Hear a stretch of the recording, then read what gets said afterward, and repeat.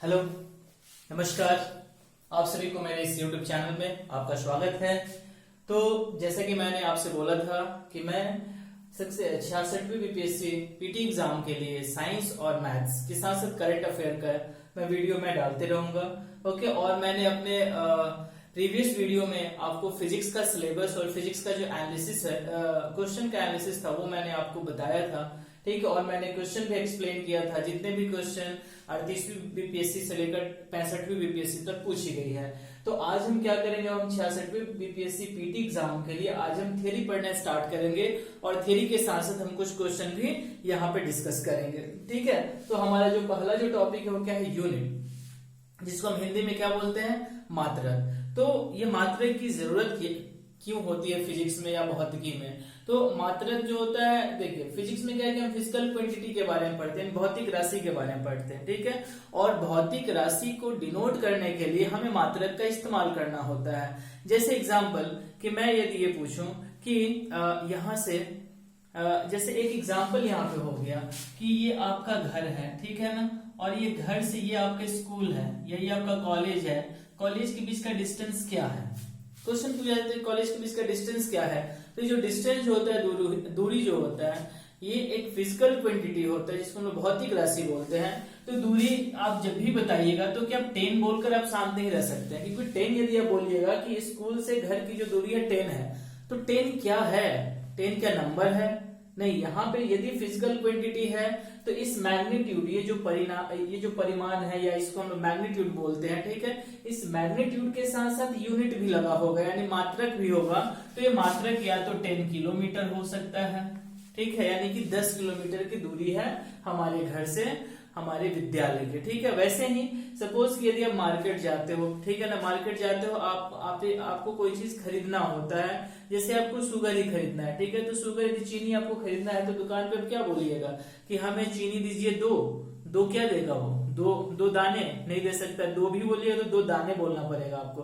तो physical quantity क्या होगी, आप चीनी कितना चाहिए, उसका मास क्या होगा। ठीक है, आप क्या बोलते हैं 2 केजी चीनी दे दीजिए, 4 केजी या 5 केजी।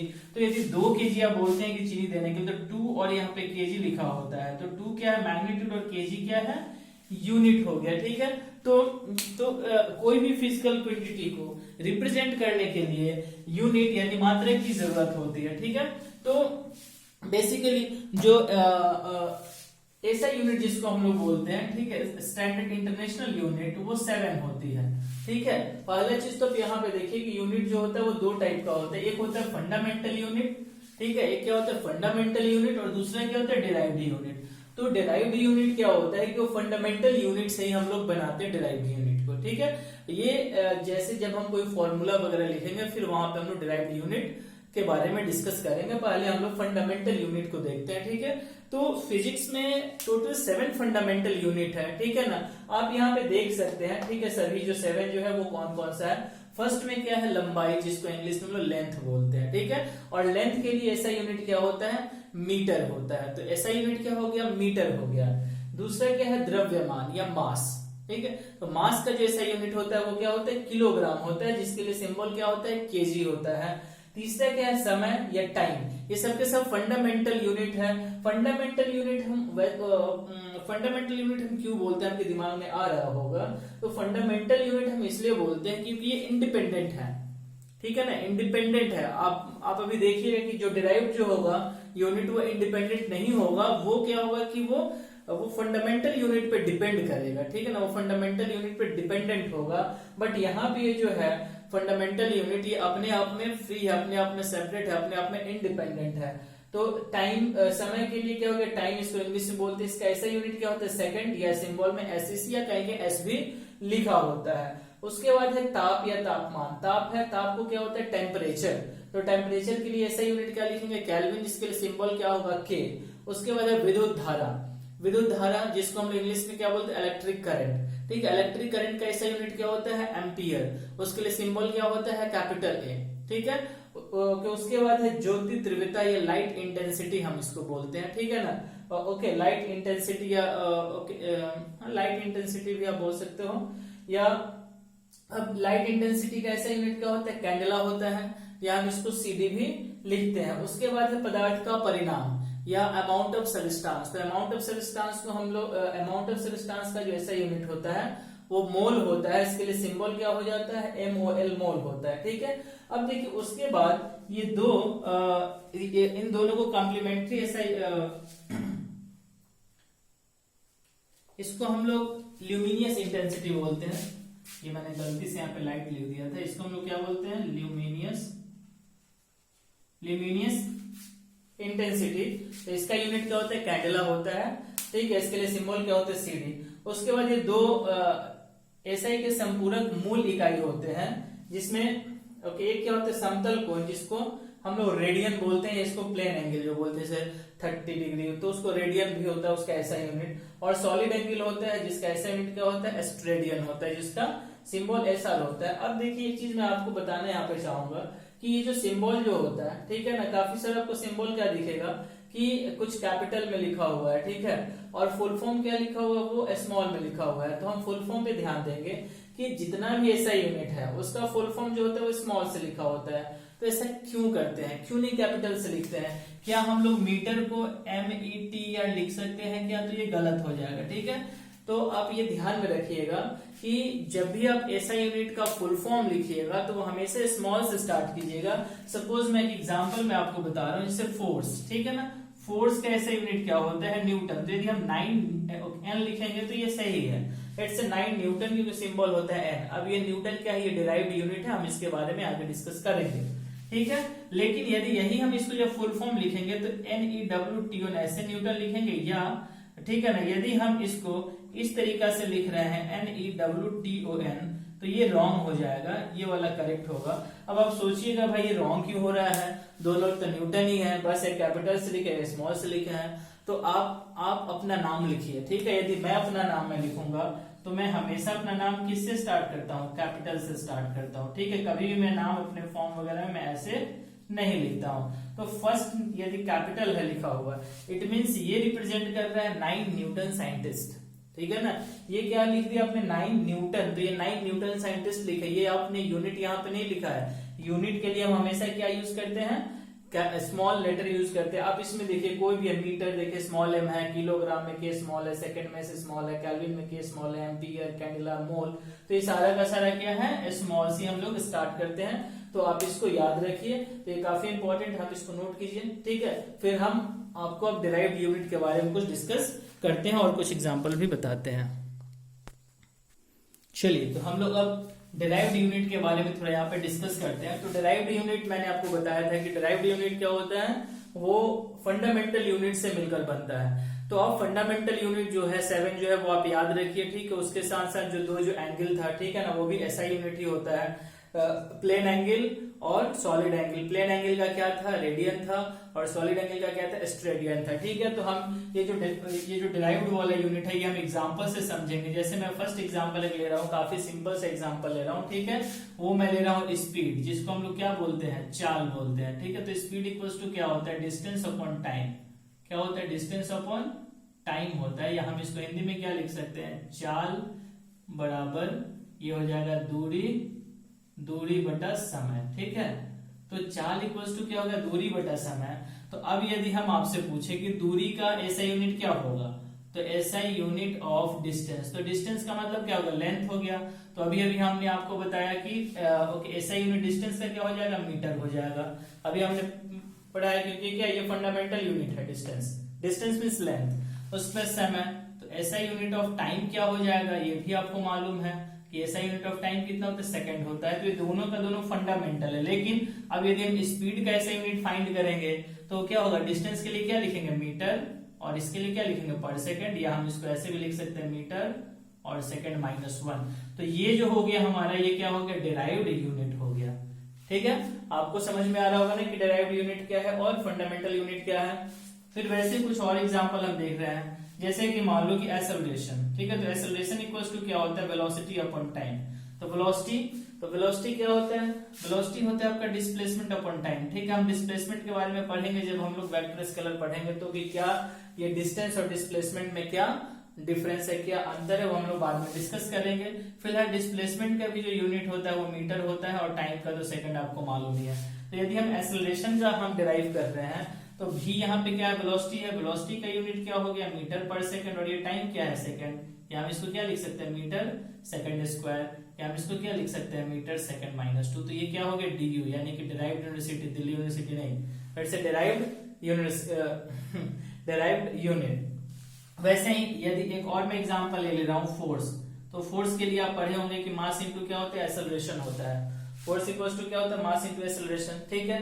मास क्या है, ये मास ये आपका फिजिकल क्वांटिटी है, या आप इसको फंडामेंटल फिजिकल क्वांटिटी भी बोल सकते हैं। और इसका यूनिट क्या होता है मास का, आप देख सकते हैं, मैंने आपने लिखवाया भी आपको केजी। और एक्सेलरेशन क्या हो जाएगा, तो एक्सेलरेशन के लिए हमने अभी यहाँ पे निकाल लिया मीटर पर सेकंड स्क्वायर, तो ये क्या हो जाएगा, मीटर पर सेकंड स्क्वायर। तो इसको आप क्या लिख सकते हैं, केजी मीटर और सेकंड पर पावर -2। तो आप यहाँ पे देख सकते हैं कि फोर्स जो है उसका ऐसे यूनिट क्या हो गया, केजी मीटर पर सेकंड स्क्वायर, और ये क्या होता है, डिराइव्ड यूनिट होता है, ठीक है। वैसे एक और एग्जांपल मैं आपको जा रहा हूं बताने, ठीक है। F equals to G m1 m2 by r square, m1 m2 by r square, ये ग्रेविटेशन का फॉर्मूला है, एक दो बार एग्जाम में पूछा भी है, ठीक है। तो यदि हमें यहाँ से कैपिटल जी का यूनिट फाइंड करना हो तो याद करने की जरूरत नहीं है। और मैं अपने सभी वीडियो लेक्चर में बोलता हूं कि मैं कभी भी आपको सजेस्ट नहीं करूंगा कि आप फॉर्मूला, आप कैसा यूनिट आपको याद करना है। आपको याद क्या करना, फॉर्मूला, आपके अंदर कॉन्सेप्ट होना चाहिए, ठीक है। कुछ भी पूछा जा सकता है। तो यदि हमें यहाँ से जी का कैसा यूनिट यदि पूछा जाए कि जी का ऐसा यूनिट क्या होगा, तो हम पहले क्या करेंगे, जी को हम सेपरेट कर लेंगे एक साइड में, तो एफ आर स्क्वायर यहाँ पे हो जाएगा, और यहाँ पे m1 इंटू m2 हो जाएगा, और कैपिटल जी। तो जी अभी यहाँ पे फोर्स के लिए क्या होता है, तो फोर्स के लिए आप डायरेक्टली न्यूटन भी लिख सकते हैं। ये जो होता है, ये जो वैल्यू है केजी मीटर पर सेकंड स्क्वायर, आप इसके जगह पे 1 न्यूटन भी लिख सकते हैं, या न्यूटन भी लिख सकते हैं। तो यहाँ फोर्स के लिए न्यूटन, ठीक है। आर स्क्वायर, तो ये लेंथ, ये डिस्टेंस होता है मीटर स्क्वायर, और यहाँ पे m1 m2 क्या होता है, ग्रेविटेशन में आपको मालूम है मास, मास का ऐसे यूनिट क्या होता है, केजी। तो केजी इंटू केजी हो जाएगा ये, ठीक है। तो ये आप ऐसे ही लिख दो पूरा इसको भी, केजी मीटर न्यूटन की जगह पे सेकंड स्क्वायर, ये हो गया मीटर स्क्वायर, और नीचे में क्या हो गया, केजी स्क्वायर। तो एक केजी केजी कैंसिल हो जाएगा, यहाँ पे क्या बचेगा, मीटर क्यूब s-2, और केजी बचेगा, या आप इसको लिख सकते हैं मीटर क्यूब s-2 और केजी -1। तो ऐसे हम लोग डिराइव्ड यूनिट को फाइंड करेंगे, ठीक है। आपको दिखाई नहीं दे रहा है, मैं कोशिश कर रहा हूं कि आपको वो भी दिखाई दे दे, ठीक है, जो मैंने नीचे यहाँ पे लिखा हुआ था। ओके, तो आई होप आपको दिखाई दे दिया होगा, ठीक है, कि जी का जो ऐसा यूनिट है वो क्या है, मीटर क्यूब, मतलब m⁻3 s⁻², kg⁻⁻1, ठीक है। तो ऐसे हम लोग डिराइव्ड यूनिट को सॉल्व करेंगे, ठीक है। यहाँ पे देखिए कुछ इम्पोर्टेंट यूनिट है जो कि एग्जाम में अक्सर पूछा जाता है, ठीक है, और खासतौर पे कॉम्पिटेटिव एग्जाम में पूछा जाता है। तो कभी कभी ये पूछ देता है कि जो प्रकाश वर्ष है वो किस चीज का इकाई है। तो प्रकाश वर्ष जो इकाई है वो लंबाई का है, ना कि वो लाइट का है, ठीक है। तो एक प्रकाश वर्ष में कितनी दूरी होती है, 9.46 इंटू 10⁻15 मीटर होती है। यदि हम इसको किलोमीटर में लिखना चाहें तो ये जो है 9.46 इंटू 10⁻12 किलोमीटर, क्योंकि मीटर में 1000 से डिवाइड कर देंगे तो क्या हो जाएगा, किलोमीटर हो जाएगा। 1 newton equals to dyne, dyne जो होते हैं सीजीएस यूनिट होता है, मैं अभी आपको बताऊंगा सीजीएस के बारे में थोड़ा बहुत और। तो 1 न्यूटन इक्वल टू 10⁻5 डाइन होता है, ठीक है। इसको अभी मैं प्रूफ भी करके बता दूंगा। ये जो होता है पार्सेक, पार्सेक जो होता है ये सबसे बड़ी इकाई होती है लेंथ को मेजर करने के लिए, और एक पार्सेक में ये जो प्रकाश वर्ष का कितना होता है, 3.26 प्रकाश वर्ष होता है। एक पार्सेक में 3.26 प्रकाश वर्ष होता है, और ये जो 1 पार्सेक होता है वो कितना के इक्वल, कितना डिस्टेंस के इक्वल होता है, 3.08 इंटू 10⁻16 मीटर के इक्वल होता है। या आप इसको किलोमीटर में क्या लिख सकते हो, 3.08 इंटू 10⁻13 किलोमीटर लिख सकते हो, ठीक है। या आप इसको लिख सकते हो 30.8 इंटू 10⁻12 किलोमीटर, ठीक है, 10⁻12 किलोमीटर। तो आप यहाँ से कंपेयर कर सकते हो कि 9.46 है, यहाँ पे कितना हो गया 30.8। तो जो पार्सेक जो होता है वो सबसे बड़ी इकाई होती है लंबाई को मेजर करने के लिए। उसके साथ 1 जूल इक्वल्स टू 10⁻7 अर्ग होता है। अर्ग क्या होता है, सीजीएस होता है। अब यहाँ पे देखिए एसआई तो हमने देख लिया, सीजीएस में क्या होता है, सीजीएस में C stands for centi, centi का मतलब 10⁻², जी ग्राम, ग्राम का मतलब यदि केजी में करेंगे तो ठीक है, इसको हम बताएंगे अभी। ये सेंटी, ग्राम और एस यानी सेकंड, ठीक है ना। ये हो जाता है सेंटीमीटर हम लोग इसमें लेंथ के लिए, और ये हम लोग क्या लेंगे मास के लिए, और ये सेकंड फिक्स होता है टाइम के लिए, ठीक है। ये हो गया टाइम के लिए। तो अब यहाँ पे सेंटी मतलब आप अभी हमने आपको क्या पढ़ाया एसआई यूनिट में कि 1 metre, metre is SI unit of length. तो 1 मीटर इक्वल्स टू कितना सेंटीमीटर होता है वो आप देख लीजिए। तो 100 सेंटीमीटर, या हम इसको 10⁻² सेंटीमीटर लिख सकते हैं। वैसे ही हमने मास के लिए यूनिट क्या देखा था, किलोग्राम, केजी। तो किलो है तो हम इसको ग्राम यदि लिखेंगे तो कितना हो जाएगा, वो हो जाएगा 1000 ग्राम, या हम इसको लिख सकते हैं 10⁻³ ग्राम। तो और भी हम लोग इसका लिस्ट देख लेते हैं, क्योंकि एग्जाम में पूछता है, कभी पीको भी पूछा हुआ है, ओके एंगस्ट्रम भी पूछा हुआ है कि एंगस्ट्रम किस चीज का ऐसा यूनिट होता है। तो 1 एंगस्ट्रम होता है 10⁻−10 मीटर। तो मीटर आपको मालूम है किसका यूनिट होता है, लेंथ का होता है। तो जो एंगस्ट्रम होगा वो लेंथ का, और एंगस्ट्रम का हम लोग इस्तेमाल जनरली फिजिक्स के वेव का जो वेवलेंथ होता है उसको मेजरमेंट के लिए हम लोग यूज कर सकते हैं, जिसका वैल्यू कितना यूज करते हैं, जिसका वैल्यू कितना होगा 10⁻−10 मीटर। तो एक हम लिस्ट अभी यहाँ पे लिखेंगे, ठीक है ना। और उस लिस्ट में आपको ये जो भी कन्वर्सन है वो हम यहाँ पे नोट करते हैं, फिर एक्सप्लेन करें, तब तक ये आप नोट कीजिए। चलिए तो आगे इसमें देखते हैं। तो ये कन्वर्सन आपको याद रखना होगा, क्योंकि इसमें क्वेश्चन भी पूछता है। एक कुछ और भी मैं लिख देता हूँ, इसे 1 एंगस्ट्रम 10⁻−10 मीटर, ठीक है। तो ये आप याद रखिए, डेसी यदि दिया रहेगा, ठीक है, तो डेसी का मतलब क्या होता है 10⁻⁻1, सेंटी का मतलब 10⁻², मिली में 10⁻3, माइक्रो में 10⁻6, नैनो में 10⁻9, पीको का मतलब 10⁻12, फेम्टो का मतलब 10⁻15, और एटो का मतलब 10⁻18। ये सभी का सिंबल दिया हुआ है, ठीक है। 10⁻1 डी होगा मींस डेसी, ये डेसी के लिए डी, ठीक है, D C M micro. Suppose कि ऐसे लिखा हुआ हो 7 माइक्रोमीटर, तो इसका मतलब क्या हो जाएगा 7 × 10⁻6 मीटर, ठीक है, ओके। जैसे 1 सेंटीमीटर, तो इसको क्या लिख सकते हैं 10⁻² मीटर, ओके। तो ओके, ठीक है। तो ये हो गया आपका जैसे 1 सेंटीमीटर है तो हम इसको कितना लिख सकते हैं 10⁻² मीटर, ठीक है ना। वैसे मिली होगा तो 10⁻3, तो ये आपको याद रखना होगा।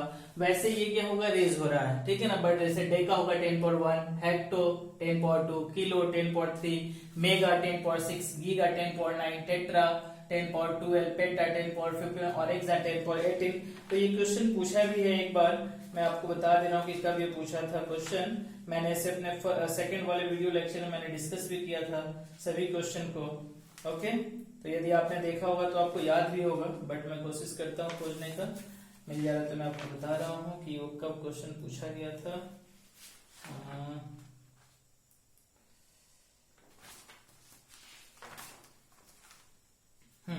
ये पूछा गया था कि 1 पिको, ठीक है, पूछा गया था 1 पिकोग्राम इक्वल्स टू क्या होगा, कितना वैल्यू होगा 1 पिको, यानी 1 पिकोग्राम इक्वल्स टू कितना वैल्यू होगा, ये पूछा गया था, ठीक है। तो इसका आंसर क्या हो जाएगा, यहाँ पे आंसर आप देख सकते हैं, ठीक है। तो डायरेक्ट ये क्वेश्चन आता है बीपीएससी में 10⁻12 ग्राम हो जाएगा। ये क्वेश्चन ऐसे काफी पुराना है, इसका पूछा गया, मैं आपको ये 42वीं, ये 42 बीपीएससी के एग्जाम में ये आपसे पूछा गया था, ठीक है। इसके अलावा कुछ क्वेश्चन और भी पूछे गए हैं, ठीक है, जो कि इससे रिलेटेड है। जैसे एंगस्ट्रम का क्वेश्चन 64वीं बीपीएससी में पूछे गए थे कि 1 एंगस्ट्रम जो होता है वो किसकी यूनिट होती है, ओके। तो एंगस्ट्रम किस चीज की इकाई होती है ये पूछा गया था। तो एंगस्ट्रम जो होती है वो वेवलेंथ की इकाई होती है, और एंगस्ट्रम का जो वैल्यू होता है 10⁻10 मीटर होता है, ये पूछा गया था।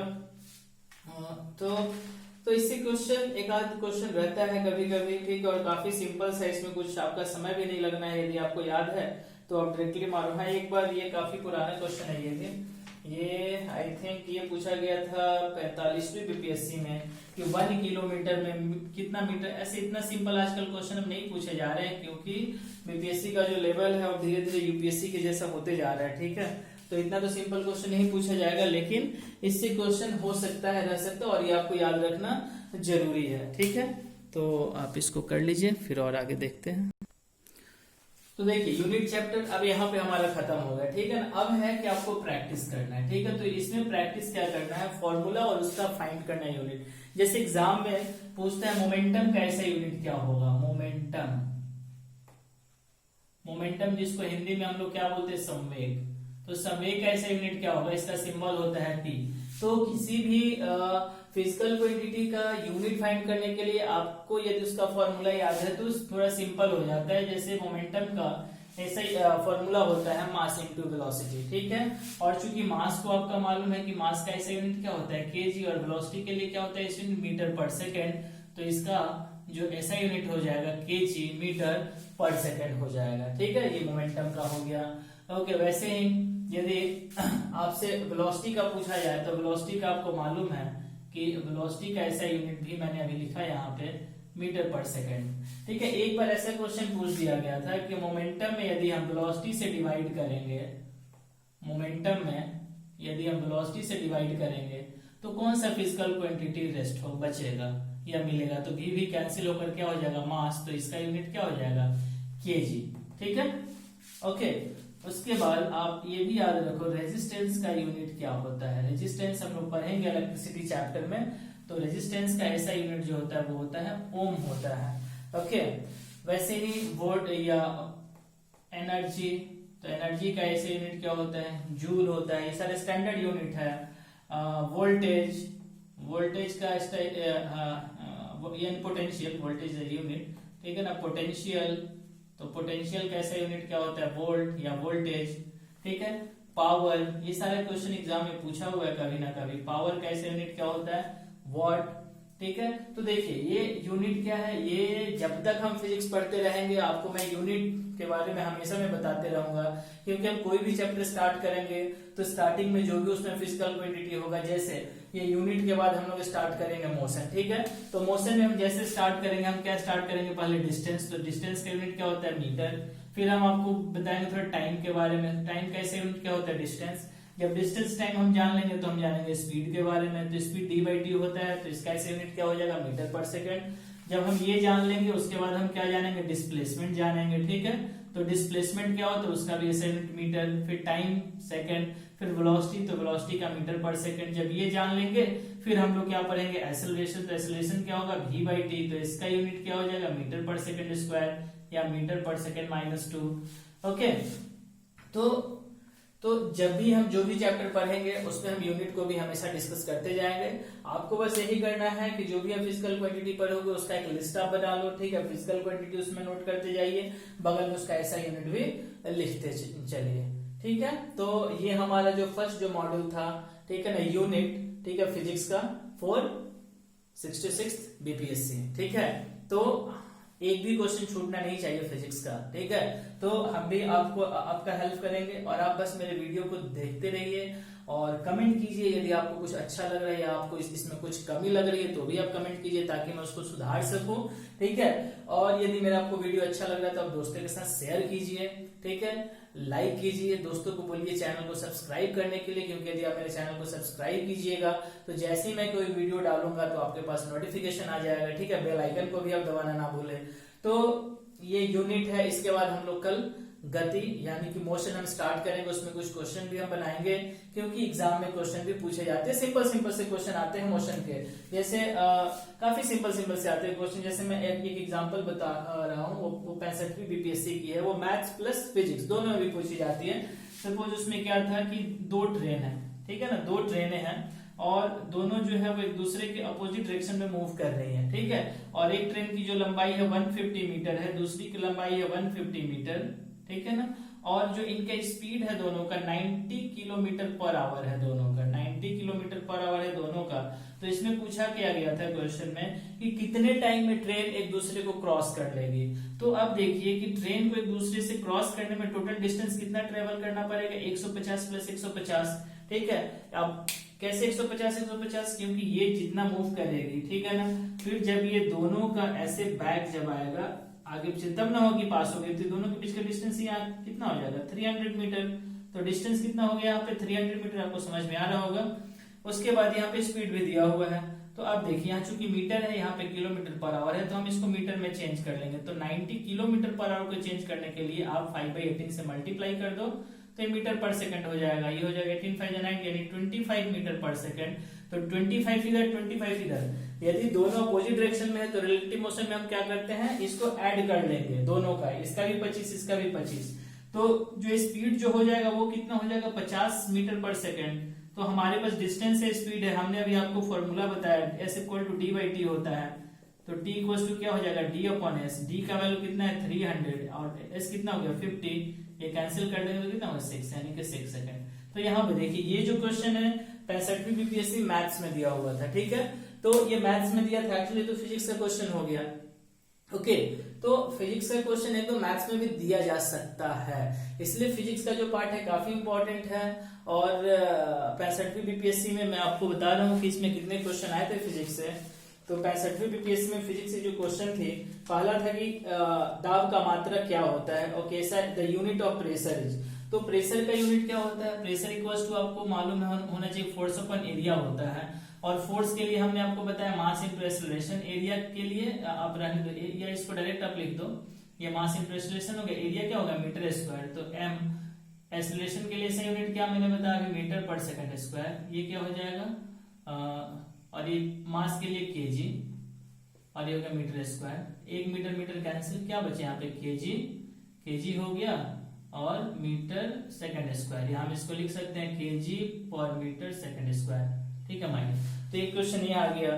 फिर उसके बाद था कि सूर्य की जो प्रकाश है पृथ्वी पर पहुंचने में कितना समय लगाती है, तो वो होती है 8 मिनट और 20 सेकंड।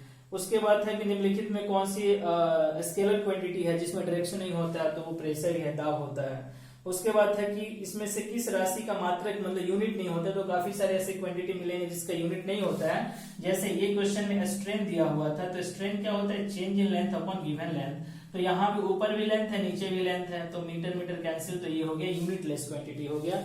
उसके बाद था वायु में ध्वनि तरंग क्या होती है, वो लॉन्गिट्यूडनल होती है, हम लोग साउंड पढ़ेंगे।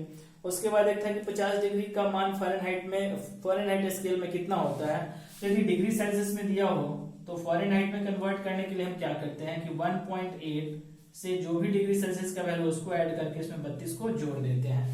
तो ये था। उसके अलावा पूछा था कि हर्ट्ज में क्या नापा जाता है, तो हम लोग देखेंगे फ्रीक्वेंसी का जो ऐसा यूनिट होता है वो क्या होता है, हर्ट्ज होता है, और हर्ट्ज इक्वल्स टू 1/सेकंड भी लिखते हैं। उसके बाद है कि विद्युत धारा किस उपकरण से नापी जाती है, तो विद्युत धारा को मेजर करने के लिए हम एमीटर का यूज करते हैं, ये हम लोग इलेक्ट्रिकल डिवाइसेस में डिस्कस करेंगे। उसके बाद एक क्वेश्चन था विद्युत शक्ति की इकाई है तो वॉट। तो कुल मिलाकर 9 क्वेश्चन तो फिजिक्स के पूछे गए थे और एक ये मैथ्स में भी डाला गया था। तो 65वीं बीपीएससी में फिजिक्स के कुल 10 क्वेश्चन पूछे गए थे। तो 10 क्वेश्चन काफी इंपॉर्टेंट हो जाता है, क्योंकि एक क्वेश्चन 1 मार्क्स से भी आपका रिजल्ट नहीं होता है। तो कहीं ना कहीं यदि आप फिजिक्स को अच्छे से पढ़ ले रहे हैं, ठीक है, और मैं आपको लास्ट तक पढ़ाऊंगा, जितने भी टॉपिक है मैं सबको ऐड कराऊंगा, कोई यहाँ पे कॉस्ट नहीं लगेगा, कोई यहाँ पे पैसा नहीं आपसे मांगा जाएगा कभी भी, क्योंकि आपको YouTube में काफी सारे ऐसे वीडियो मिलेंगे जहाँ पे 1-2 वीडियो आपको दिखाया जाएगा, उसके बाद फिर वो बोलेंगे आप पेड कीजिए, फिर आपको पढ़ाया जाएगा। लेकिन हमारे इस YouTube चैनल से आपसे कभी भी 1 रुपया भी नहीं मांगा जाएगा, ठीक है। ये फ्री ऑफ कॉस्ट है, ये समाज सेवा है, ठीक है, ये आपके लिए है, बस आप पढ़िए। और लेकिन मेरे चैनल को सब्सक्राइब कीजिए, शेयर कीजिए आपको अच्छा लगे तो, ठीक है। और अपने डाउट को मेरे व्हाट्सएप नंबर पे आप सेंड कर सकते हैं। मैं अपने सभी वीडियो में अपना व्हाट्सएप नंबर देता हूँ कि आप व्हाट्सएप नंबर पे अपना क्वेश्चन सेंड कर दीजिए। मुझे जैसे ही समय मिलेगा मैं इसको सॉल्व करके या तो अपने यूट्यूब चैनल के माध्यम से आपके सामने इसको पेश करूंगा, या तो आपके पर्सनल नंबर पे मैं सेंड कर दूंगा, ठीक है। तो आज हम यहीं पे रहने देते हैं। आज के लिए धन्यवाद मेरा वीडियो देखने के लिए। जय हिंद, जय भारत।